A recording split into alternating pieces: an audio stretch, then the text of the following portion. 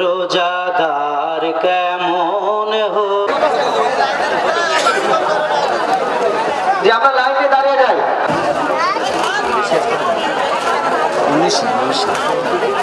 হ্যাঁ, গ্লাসে গ্লাসে পানি দিয়ে দিই।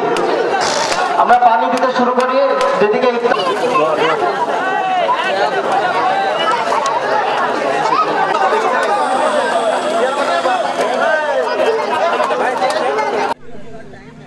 রোজার শেষের দিকে আমাকে এখন আত্মসমালোচনা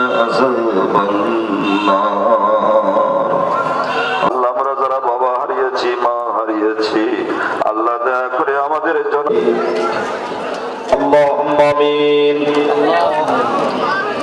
আল্লাহ তুমি ইসলামের জন্য কবুল করে দাও, ইসলামের জন্য যারা জীবন তাদেরকে ইসলাম বোঝার তৌফিক দান করে দাও। আল্লাহ কষ্ট করে আজকে ইফতারে যারা আমি মোহাম্মদ বেলাল উদ্দিন, দৌলতপুর উপজেলার সম্মানিত আমির, এবং আগামী সংসদ নির্বাচনের এই কুষ্টিয়া 75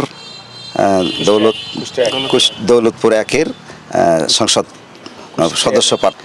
আমরা জানি এই দৌলতপুরে কি সমস্যা আছে। আমরা জানি কৃষি প্রধান দেশ, এখানে কৃষকের উন্নয়নের জন্য যার সার্বিক ব্যবস্থাপনা আমরা করব ইনশাল্লাহ।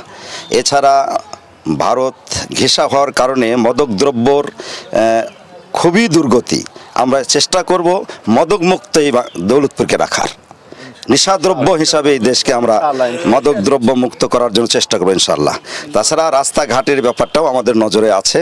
আমরা বিচ্ছিন্ন কিছু এলাকা আমাদের আছে যেখানে যোগাযোগ খুবই বিচ্ছিন্ন, সেটা রামকৃষ্ণপুর, চিলমারি, আমাদের মরিচা, ফিলিপনগর, এগুলো রাস্তাঘাট ব্যাপারে আমরা দেখবো ইনশাল্লাহ। হ্যাঁ, শিক্ষা খাতও আমাদের নজরে আছে। যদিও ইচ্ছা করলে তো শিক্ষা খাত আমরা এককভাবে করতে পারবো না, এটা রাষ্ট্রীয় ব্যাপার। তারপরেও এটা ব্যাপারে আমাদের পরামর্শ থাকবে ইনশাল্লাহ। বেকারত্ব দূর করার জন্য আমরা প্রাণান্তকর চেষ্টা করবো ইনশাল্লাহ। বাংলাদেশ জামাত ইসলামী বেকারত্ব দূর করার সবচাইতে বেশি ভূমিকা পালন করেন।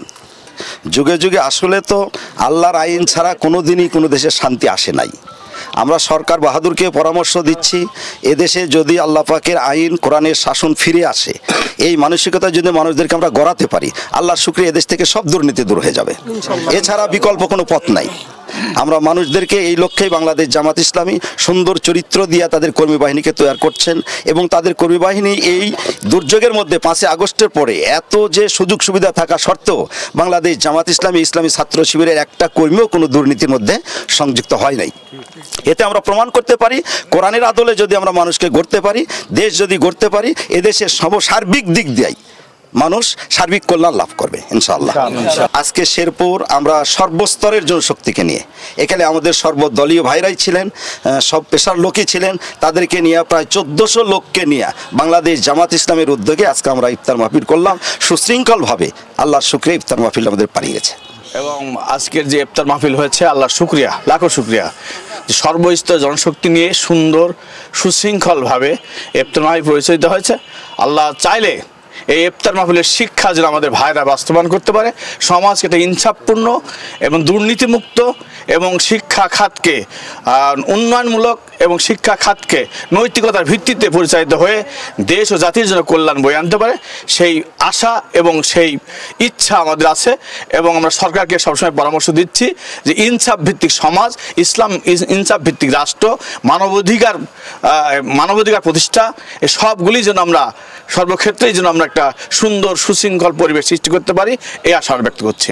এই তো আপনার 5 আগস্টের পূর্বে আমরা 4 জন ভাইকে একত্রিত করতে পারিনি, করলে ঘরের মধ্যে করেছি। আল্লাহ শুকরিয়া, এই সুযোগ আসার পরে এখন আমাদের প্রোগ্রামের পর প্রোগ্রাম আরম্ভ চলছে, এবং 5 জনকে ডাকলে অন্তত 100 জন লোক উপস্থিত হচ্ছে। আল্লাহ লাখো শুকরিয়া। এতে প্রতীয়মান হয় যে বাংলাদেশ ইসলামী রাষ্ট্র প্রতিষ্ঠা হোক, এটা চাই। বাংলাদেশের জনগণ ইসলাম রাষ্ট্র প্রতিষ্ঠা হোক, এটা চাই। যে আজকে আমাদের বাংলাদেশ জামাত ইসলামী পিয়ারপুর ইউনিয়নের পচাবেটা এবং শেরপুর 2টা 8 এবং 9 নম্বর ওয়ার্ড কর্তৃক আজকে আমাদের ইফতার মাহফিল ছিল। আমরা এখানে সর্বস্তরের মানুষকে দাওয়াত দিয়েছিলাম। আলহামদুলিল্লাহ আমাদের অঞ্চলের সর্বস্তরের মানুষ আমাদের ডাকে সাড়া দিয়েছেন, এবং আজকের ইফতার মাহফিলে স্বতঃস্ফূর্তভাবে তারা অংশগ্রহণ করেছেন এবং আমাদের ইফতার মাহফিলে তারা সাফল্যমণ্ডিত করেছেন। আমরা আশা রাখি আমরা এই ইফতার মাহফিলে আজকে যেমন সবাই উপস্থিত হয়েছেন, এই ভ্রাতৃত্ববোধ নিয়েই আমরা এই সমাজকে পরিবর্তনের জন্য আমরা কাঁধে কাঁধ মিলে কাজ করে দেবো ইনশাআল্লাহ।